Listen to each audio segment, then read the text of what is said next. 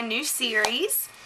And this is going to be basically some vocabulary words. I decided to start out here because this is the absolute basic. This is not even applying anything. This is doing no tutorials, doing no anything like that. It's going to be just the words that you need to know. This could hopefully be helpful for you. So I'm going to get right into it.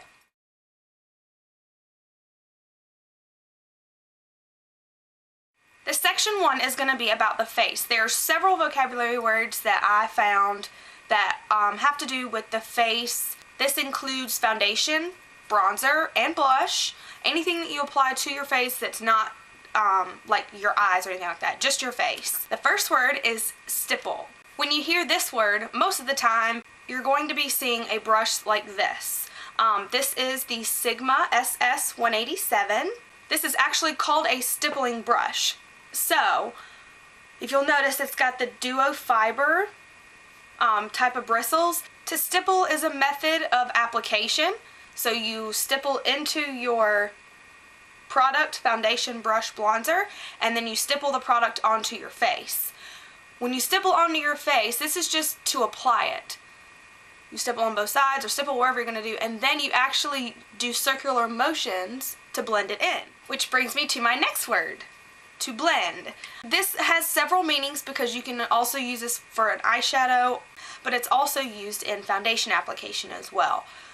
When you're talking about blending your foundation, this means getting a smooth coverage and also getting the right amount of coverage.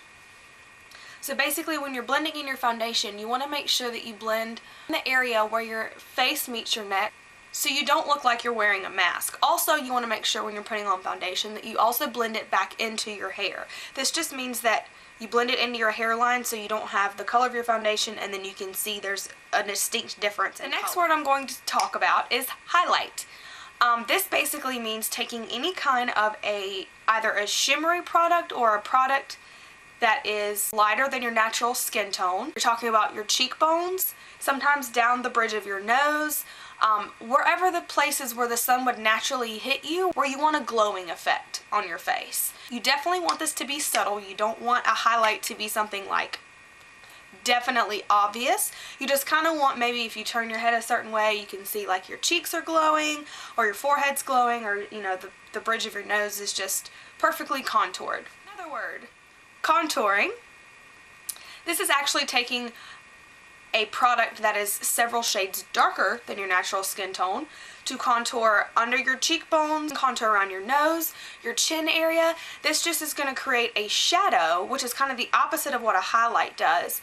So this creates a shadow. Like for me, like I don't really have defined cheekbones, so if I wanted to contour, I'd make my little fishy face and then go right underneath my cheekbones in order to create a shadow to make it look like I do have cheekbones.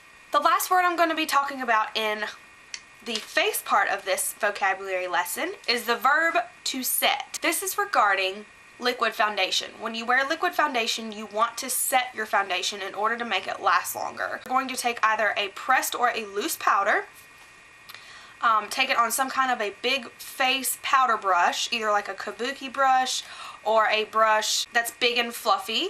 A good example would be either the Sigma SS 150 or the MAC 150. You just want to take your whatever kind of powder you have and you're going to dust it all over your face, which is going to create a mattifying effect. And a mattifying effect is just something so your face doesn't look oily and it doesn't look really shiny. It's just going to kind of blend everything well together, set your foundation, help it last longer.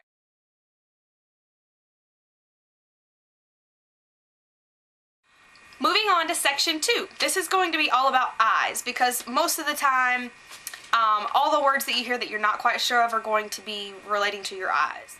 The first vocabulary term I'm going to talk about is primer and or base. You might hear both, they're used interchangeably, it's the same thing. It helps with two things. The first thing is it makes your eyeshadows last longer throughout the day. It keeps them from fading. And secondly, it helps prevent creasing of your shadows, which brings me to my next word, creasing. When people talk about their shadows creasing, I know everybody's seen it when you, like, if you close your eyes or if you tilt your head back and you see there's like a bunch of eyeshadow or whatever you're wearing like clumped together, like in the where your eye folds, that's creasing. It's not pretty, it's not something you want to have, and it's not something you want to deal with. So you definitely want to use a primer. A little side word that I'm going to talk about is UDPP. This is just going to be a quick one. This stands for Urban Decay Primer Potion.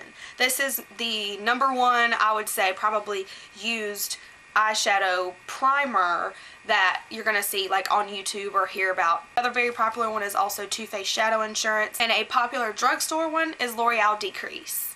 Next, I'm going to talk about the crease and or eye socket of your eye. People with monolids, which means you don't have a distinct fold in your eye when you open your eyes. This more pertains to like people of Asian descent. They mostly have monolids, meaning they don't really have a crease. But your crease, if I tilt my head back like this, you can see my crease is right here. It's right underneath your brow bone, where you can feel your brow bone right here. Well, it's going to be right underneath that, and it's where literally your eye creases and when you open your eyes. For people who don't have a crease, like people of Asian descent, they call it an eye socket. Going along with the crease, the next word I'm going to talk about is the outer V, as you may hear. The outer V is the outermost section of your eye. It is literally a V. Once I get into more tutorials, I'll be able to show you guys this up close, but for right now, basically the outer V is exactly what it sounds like. It is the outer V of your eye, like shaped like a B. If you were to put a B right here on your eye, that's what that is. The next two terms I'm going to talk about are the waterline and tight line. The waterline is the inner rim of your eye. A lot of people place eyeliner on this part of the eye to help define it a little bit better. I do. I love putting eyeliner on my waterline. It changes the shape of my eye, which I really like. People with smaller eyes don't like to do it so much because it can make your eye closed up a little bit. For tight lining, it's the exact same thing, but on the upper lash line. The next two terms refer to stuff you're going to hear when applying eyeshadow to your eye. The first term is blend. Blend can mean several things when you're talking about eyeshadow. Blending helps get rid of harsh lines, period. It also can mean to blend two shadows together, meaning let's say I have green on my inner corner and I have black on my outer corner for whatever look I would be going for with that. I have no clue. But you want to take where the two colors meet, you want to blend them together. So basically you just take a brush and kind of brush over it, or you can take a special type of brush to help blend those two colors together so it doesn't look like they're just one color right next to another color, because that doesn't really look good. The last term I'm going to talk about is smudging. To smudge, you can use your finger, you can use a specific brush, like a really pointed tip brush, or you can use a Q-tip. They all pretty much work the same, not gonna lie. The word smudge usually involves eyeliner. So let's just say I apply eyeliner, but it's really, really harsh, so I kind of want to blend it out a little bit. Instead of using the term blend, I'm going to use the term smudge. So what that means, I'm just going to kind of take it and soften it up so it's not so harsh and it's not so brazen and in your face. So that's the end of my vocabulary lesson. I really hope that I didn't ramble too much, and I really hope that this was helpful for you.